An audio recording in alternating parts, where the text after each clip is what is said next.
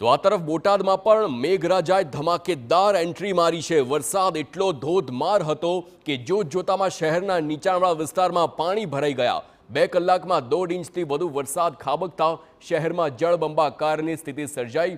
શહેરના Paliyad road, Gadhada road, Bhavnagar road સહિતના વિસ્તારોમાં વરસાદી પાણી ભરાયા। વરસાદને પગલે વાતાવરણ ઠંડુ થયું, નાગરિકોએ રાહતનો શ્વાસ લીધો।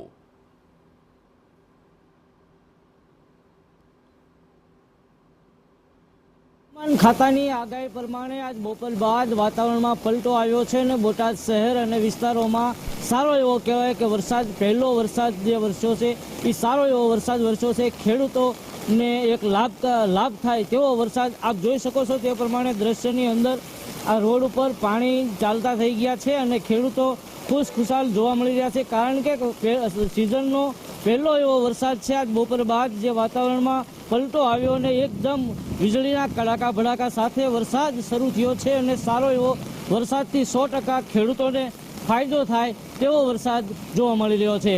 બ્રિજેશ સાકલિયા, TV9।